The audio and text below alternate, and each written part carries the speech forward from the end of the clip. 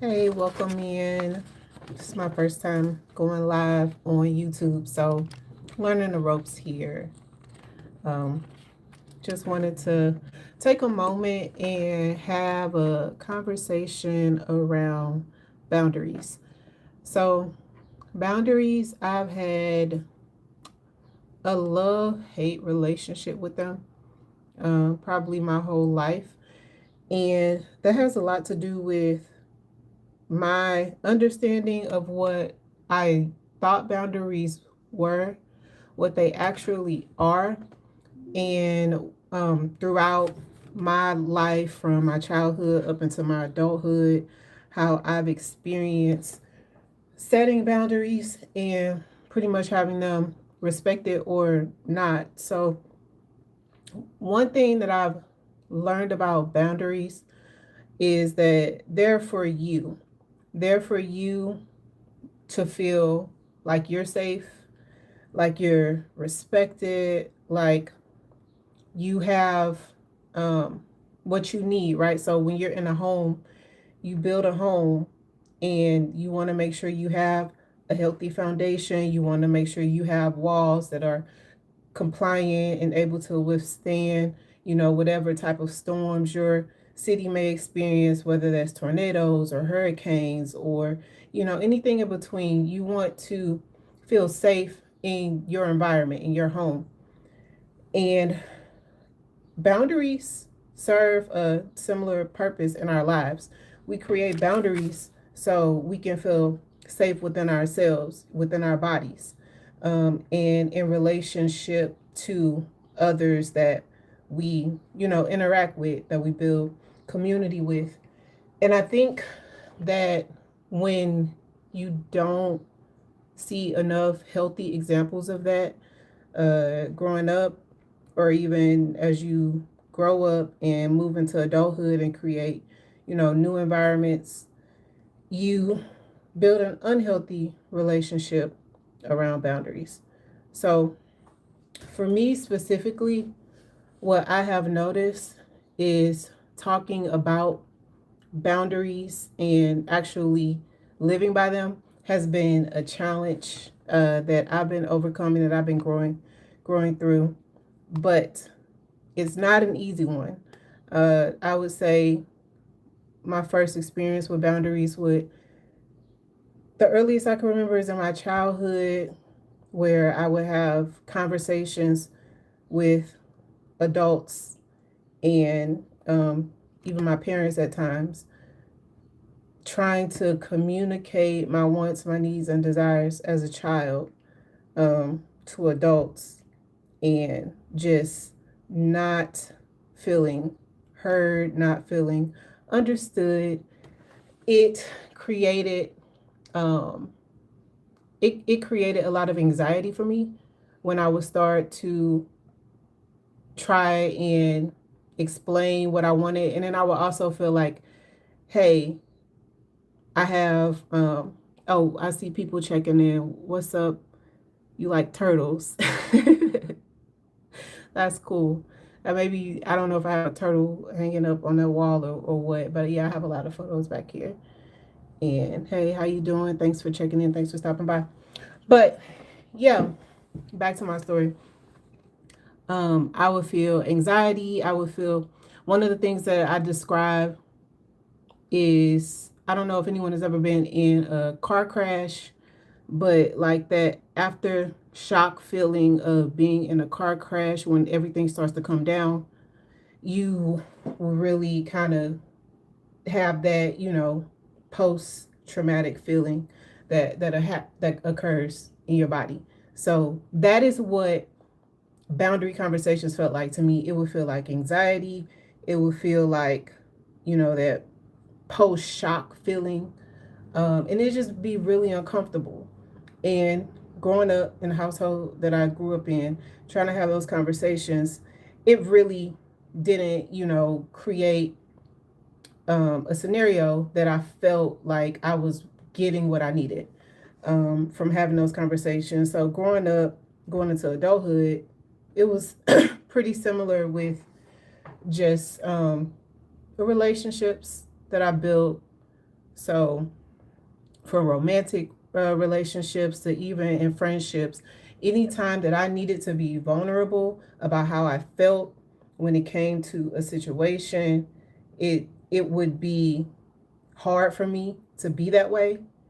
But also, I tended to connect with people who reminded me of what I experienced in childhood. So by default, those personalities would become, of the people who I would connect with, would become defensive or just not really, hearing and respecting what it is that I needed and I had to say for myself.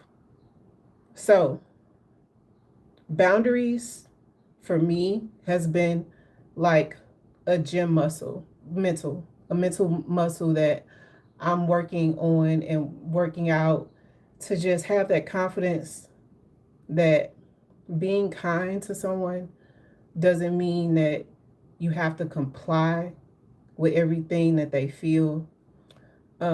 Being loving doesn't mean you don't have your own needs and wants, right? I see more people checking in. Hey, hey, Queen. Thank you for stopping by. But yeah, um, it's okay to be misunderstood. It's okay, for people not to like consequences behind the what makes you feel safe, right?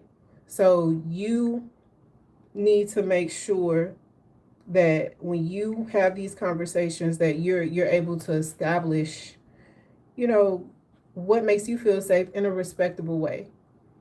For me, there was a time when I had a conversation with someone who I was dating about my lifestyle and what I need in it when it comes to just day to day routines.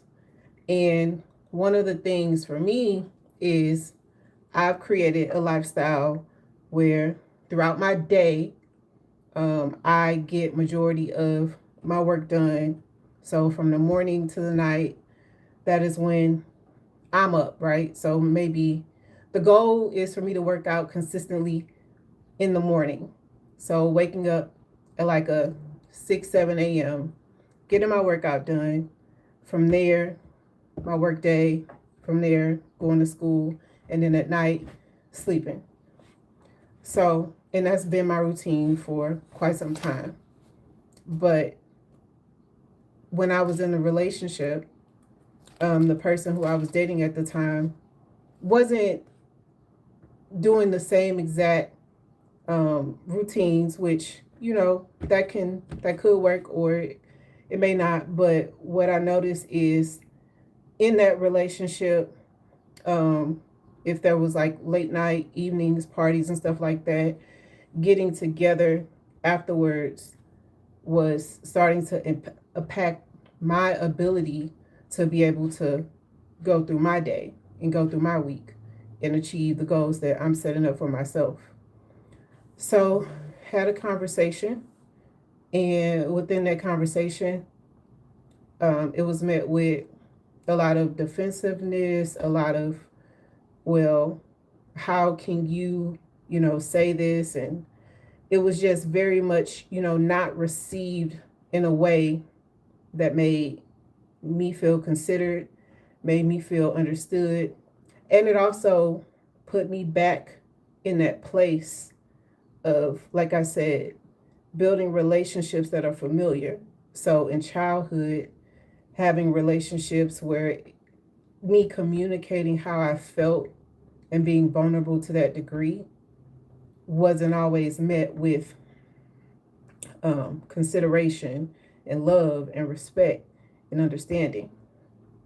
So when you are put in that type of environment or in that scenario, right, it makes it hard for you to want to continue to be vulnerable and have the conversations and things of that nature.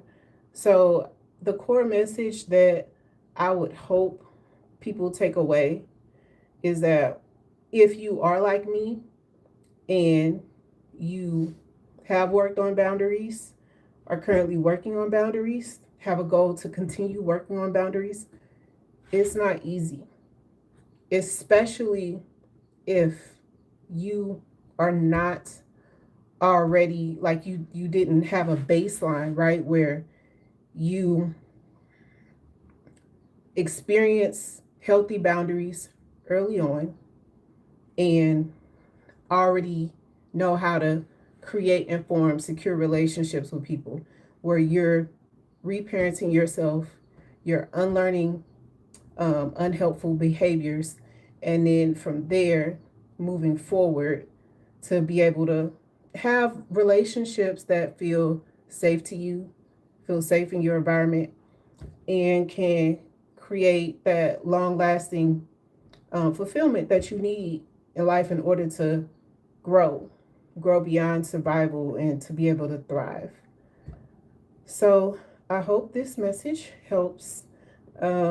I see quite a few people have checked in. I appreciate that. Like I said, this is my first time going live. So hopefully this video saves. I really don't know how that part goes. But yeah, I appreciate everybody checking in.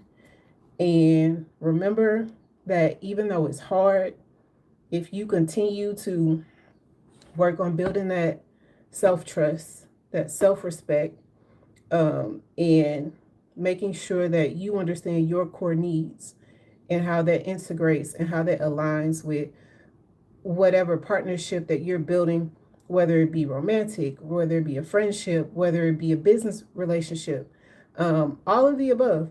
You just want to make sure that you understand your core needs, understand the other person's or people's needs as well, and then look at how that aligns. And in situations where it does not, make sure that you are communicating that respectfully.